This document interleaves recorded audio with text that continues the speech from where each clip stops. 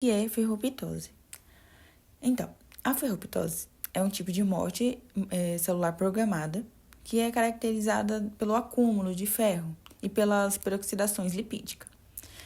Esse processo é distinto de outras mortes celulares, como a apoptose, a necrose, e ele tem sido um objeto de crescente interesse na pesquisa biomédica, devido ao seu papel em várias doenças, incluindo câncer, doença neurodegenerativa e a isquemia. O GSH, ou glutationa, é um importante tripeptídeo antioxidante encontrado nas células. Ele desempenha um papel crucial na proteção contra danos oxidativos e na desintoxicação de substâncias tóxicas. A glutationa peroxidase, ou GPX, é uma enzima que utiliza o GSH para neutralizar peróxidos, como o peróxido de hidrogênio, ajudando a proteger as células do nosso estresse oxidativo. Espécies reativas de oxigênio, ou ROS, são moléculas reativas que contêm oxigênio e incluem radicais livres, como o ânion superóxido e o radical hidroxila, bem como espécies não radicais, como o peróxido de hidrogênio. Embora o ROS desempenhe papéis importantes na sinalização celular e defesa contra patógenos, seu excesso pode causar danos celulares e doenças. RSL3 é um composto que inibe seletivamente a GPX4, induzindo um tipo específico de morte celular, chamada de ferroptose. Essa ferroptose é uma forma de morte celular programada, associada ao estresse oxidativo e disfunção do metabolismo lipídico. Similarmente, FIN56 é um composto que também induz ferroptose, reduzindo os níveis de glutationa e promovendo a oxidação de lipídios. Por outro lado, o FiNO2 é utilizado para induzir ferroptose ao interferir no metabolismo do ferro e na produção de ROS. Esses compostos e mecanismos são fundamentais para entender processos celulares, especificamente em contextos de estresse oxidativo e morte celular programada, e tem grande potencial para desenvolvimento de terapias contra várias doenças. O sistema antiporter de cisteína glutamato é um mecanismo fundamental para o transporte de aminoácidos através da membrana celular. Ele desempenha um papel crucial na manutenção da homeostase celular e está envolvido em diversos processos biológicos.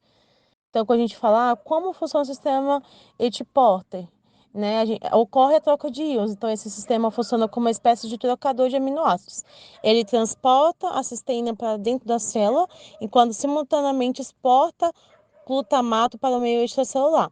Então, essa troca ocorre de forma acoplada, ou seja, um aminoácido será transportado se o outro também estiver presente. Quando a gente fala sobre a membrana plasmática, o antiporter ele está localizado na membrana das células, permitindo a comunicação entre o interior e o exterior da célula. Especificamente, o sistema é altamente específico para os aminoácidos, cisteínas e glutamato, garantindo que apenas esses aminoácidos sejam transportados. Durante a ferroptose, nós temos a presença da proteína transferrina, que vai facilitar a entrada do ferro 3+ na célula. Após a entrada desse elemento por meio da endocitose, a molécula estará muito reativa, então nós vamos ter a presença da proteína DMT1, que será responsável pela redução do ferro férrico em ferro ferroso. Após essa redução do ferro em ferro 2+, ele automaticamente se tornará um catalisador e irá catalisar o peróxido de hidrogênio, no qual a junção desses compostos ocasionará na reação de Fenton, o que significa que automaticamente o fosfolipídio, que posteriormente irá para a bicamada da membrana, estará oxidado e terá a presença de uma hidroxila, tornando-o um lipídio danificado. Após a reação de Fenton, o fosfolipídio é liberado para a camada, mas antes que ele consiga ter contato com a camada, é interceptado pela GPX4, que seria a glutationa peroxidase, que vai utilizar a GSH-glutationa como cofator para reduzir os peróxidos lipídicos. Teremos também o sistema XCT, que é responsável pela entrada de cistina em troca do glutamato. Essa troca acontece devido à necessidade da síntese de GSH. Um dos fatores que também podem contribuir para a ferropitose é a perca da funcionalidade integral da mitocôndria, ou seja, sabemos que ela é responsável pela homeostase do ferro e também é responsável pela produção de espécies reativas de oxigênio, como o peróxido de oxigênio.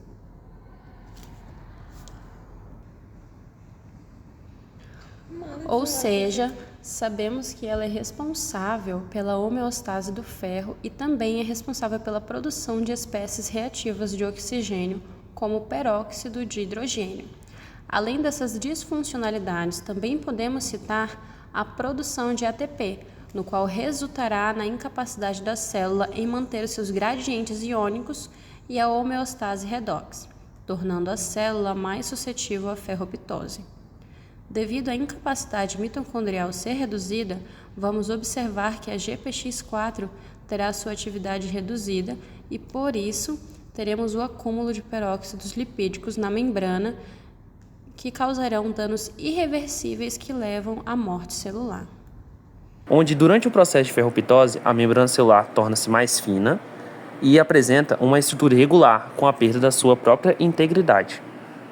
Ponto 2. O acúmulo de ferro, que é o principal responsável por esse tipo de morte celular, é depositado através de ferritina e homociderina. O terceiro ponto já vou abordar sobre alguns danos nas mitocôndrias. Elas acontecem em fenômenos como o inchaço e a distorção, de forma externa. Mais internamente, nessas estruturas, a matriz mitocondrial pode se tornar mais densa e a membrana interna apresentar pequenas rupturas. No quarto ponto, podemos falar sobre alterações na densidade da cromatina. A cromatina de células afetadas pode haver condensamento e fragmentação da mesma. E por fim, mas não menos importante, uma pequena comparação. A ferropitose é uma morte celular sem fragmentação nuclear, ou seja, diferentemente da apoptose, não há formação de corpos apoptóticos. As principais alterações bioquímicas são o acúmulo de ferro livre, que leva à formação de espécies reativas de oxigênio, que causam peroxidação das membranas celulares. Além disso, há uma depressão de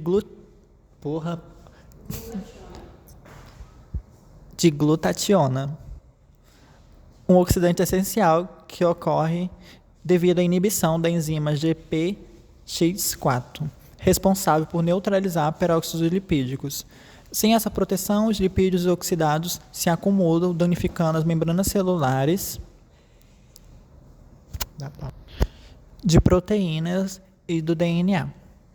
Contribui para uma série de síndromes e doenças mais amplas, que incluem disfunções relacionadas à morte celular, causada por peroxidação lípida e acúmulo de ferro.